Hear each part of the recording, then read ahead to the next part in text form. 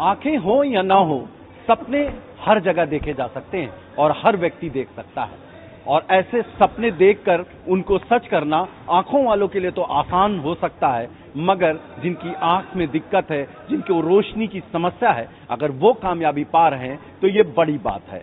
हम जिस जगह खड़े हैं, हलवासिया कोर्ट का ये कोचिंग सेंटर, जो ऐसे बच्चों को, जो दिव्यांग बच्चों को यहां पर जूडो की ट्रेनिंग दी जा रही है, उस ट्रेनिंग की बदौलत ये बच्चे आज अंतर्राष्ट्रीय और राष्ट्रीय स्तर पर कामयाबी हासिल कर रहे हैं और देर सवेर उनको ओलंपिक का गोल्ड मेडल मिलेगा। यहाँ सभी बच्चों की यही आस है। मेरी आंखों में दिक्कत है, मेरे बचपन से ऐसा। मतलब जब तुम जेनेटिक प्रॉब्लम है, तो कैसे सोचा कि जूडो खेल सकते हो? मम्मी पापा का सपोर्ट था या तुमने खुद सोचा? वैसे स्टार्टिंग में मेरी बहन गई थी 2016 में, तो मैं बोली पापा जी मुझे भी जाना है। तब बोले लग जाएगी चोट, रहने दो। तब उसके बाद 2018 में पता चला कि ब्लाइंड जूडो भी होता है, तब मैंने जूडो स्टार्ट किया था। अच्छा, पापा क्या खिलाड़ी हैं? टीचर है, लेक्चरर। कहाँ की रहने वाले हो? हरियाणा, हिसार की। तो तुम्हें इस सेंटर के बारे में कैसे पता चला? ये मुनावर सर है, मैं इनके अंडर जो है कोचिंग लेती हूँ। तो मुझे जब ये इन्होंने बोला था कि जूडो के लिए मैं एक एकेडमी खुलवाऊंगा ताकि जो ब्लाइंड बच्चे हैं वो जूडो कर सके अच्छे से उनके स्टाइल से, क्योंकि हमारा जो जूडो है वो ग्रिप लेने के बाद स्टार्ट होता है। एशियन में जब मेडल आया तब कैसा लगा आपको? एशियन में, क्योंकि जो सबसे पहले मेरा इतने बड़े इवेंट में मेडल आया था, तो मुझे तो बहुत प्राउड हुआ था और मेरी जो स्ट्रेस है वो सब थोड़ी स्लो हो गई थी। जो स्ट्रेस लेवल था, लाइक पापा को पैसे। मंजिल क्या है अब? क्या सोचती हो, क्या बनना है, क्या करना है आगे? अभी जो रिसेंटली एशियन पैरा गेम्स है उसमें गोल्ड मेडल और आगे जो पैरालंपिक है उसमें गोल्ड मेडल।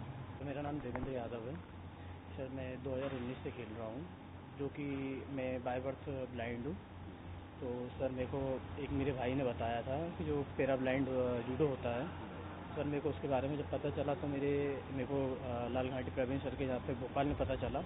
जब मैं नेशनल में आया तो जब मुनव्वर सर मिले मेरे को, तो जब ये एकेडमी का बताया मेरे को, तो जब से इंटरनेशनल खेल रहा हूँ, जब मेरा 2020 में सिलेक्शन हुआ था, कोविड आ गया था। फिर उसके बाद मैंने 22 से चालू किया। मैंने एशियन चैम्पियनशिप खेली, उसके बाद एशियन गेम्स खेला, मैंने वर्ल्ड गेम्स खेला, वर्ल्ड चैम्पियनशिप खेली मैंने सर। और अभी भी मैंने वर्ल्ड चैम्पियनशिप खेली, तब एशियन चैम्पियनशिप की मतलब तैयारी कर रहा हूँ सर। थोड़ा सा इंजरी से आया हूँ। आपका अचीवमेंट अब तक क्या रहा है? सर मेरा एशियन चैम्पियनशिप में सर मतलब चोट के कारण तो ठीक था, मगर टीम इवेंट में मेरा ब्रॉन्ज मेडल लगा था सर। मैं पहले गांव में कुश्ती खेलता था, दंगल अंगल करते थे। फिर एक हमारे यहाँ नॉर्मल जूडो था, वो नॉर्मल जूडो होता था, मैं वो भी खेलता था। मैं 2009 में एक्सीडेंटली मेरे साथ करंट लगने से ये हादसा हुआ, जिसमें मेरी आंख की रोशनी 80% चली गई थी। मुझे 10 नॉर्मल? हाँ, मैं नॉर्मल था। 2009 तक नॉर्मल। खेत में तार टूटने थे। हाँ, तार टूटने थे, उसकी वजह से जब मैं पानी बड़ा बना रहा था खेत में, उसकी वजह से। तो उसके बाद में जूडो खेलना शुरू किया? उसके बाद में 2012-13 में, फिर 2015-16 में मुनव्वर सर मिले। उनने बताया कि ब्लाइंड जूडो खेलोगे क्या? मैंने कहा ठीक है सर। मैं नॉर्मली खेलता था पहले, तो सर ने बोला कि आपको दिक्कत है? मैंने कहा हाँ सर, मुझे बहुत दिक्कत है आंखों में। तो उनने अपना कार्ड दिया था, फिर उससे मेरे को उनसे कांटेक्ट हुआ। कैसा लगता है कि अभी क्या अचीवमेंट आपके हो पाए हैं अब तक? मेरा ओलंपिक 2024 में ब्रॉन्ज मेडल है, एशियन गेम में सिल्वर है। हराया था आपने? किस कंट्री में? ब्राजील। और एशियन गेम्स में? एशियन गेम में मैं ईरान से हार गया था फाइनल। बाकी मैंने सिल्वर मेडल। मैं ब्लाइंड थी तो मैं हर जगह पे गिरती थी और मुझे डर लगता था चलने में। तो जूडो में फॉल सिखाया जाता है, तो मुझे सेल्फ डिफेंस के लिए ये सीखना था कि मैं अगर गिरूँ तो मुझे लगना चाहिए, इसलिए मैंने स्टार्ट किया था। पापा क्या करते हैं? ड्राइवर है। तो इस इंस्टीट्यूट, इस कोचिंग सेंटर के बारे में कैसे पता चला? महाराष्ट्र से रचना मैम से मुझे मनोहर सर के बारे में पता चला, तब उन्होंने मुझे खेलने के लिए भेजा, तो मुझे इंटरेस्ट भी आ गया और मेडल मिलता गया। तो फिर मैंने सोचा कि बस अब मुझे जूडो ही खेलना है। बेस्ट अचीवमेंट अब तक क्या है आपका? एशियन चैंपियनशिप में टीम में भी और पर्सनल भी मेरा ब्रॉन्ज मेडल था, वो बेस्ट था सबसे। मैं बाय बर्थ हूँ, मेरा जेनेटिक है। मेरे मदर फादर में किसी को नहीं है, पर मेरे बाद मेरे सिस्टर को है और एक मेरे ब्रदर को भी है सेम प्रॉब्लम। ये कितने % है लगभग? मेरे 70% विजन नहीं है और 30% है। तो ये खेलने की कैसे सोची आपने?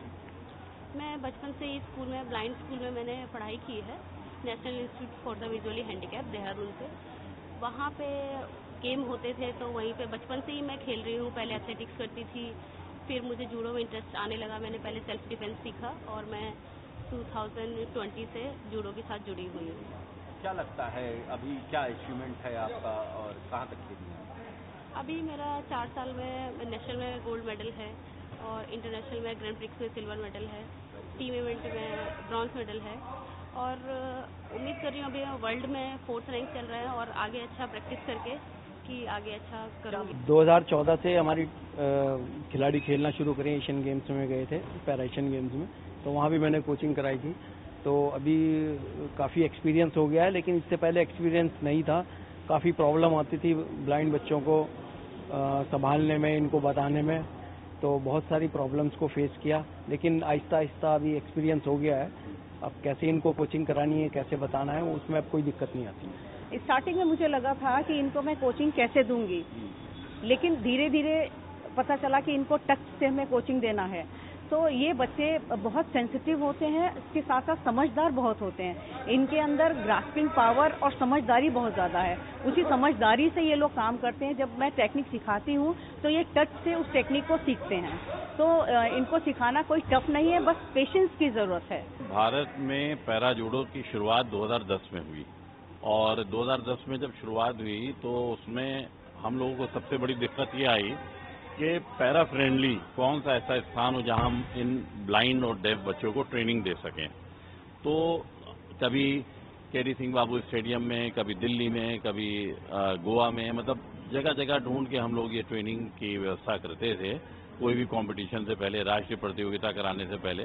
तो सोच से हम लोगों ने फिर ये जूडो अकेडमी का गठन किया। जूडो अकेडमी आज हमारा 4 साल हो गए हैं इस अकेडमी को चलाते हुए और इसको अंतर्राष्ट्रीय स्तर की हमने बनाई, जिसमें जायका, जापान इंटरनेशनल कॉरपोरेशन एजेंसी ने हमें पहले भी कोच दिया था, लेकिन जब ये अकेडमी आ गई तो उन्होंने हमें एक 3 साल के लिए कोच दिया और यहाँ पर हमारे नॉर्मल छोटे बच्चे, बड़े बच्चे और ब्लाइंड बच्चे, डेफ बच्चे सभी ट्रेनिंग करते हैं।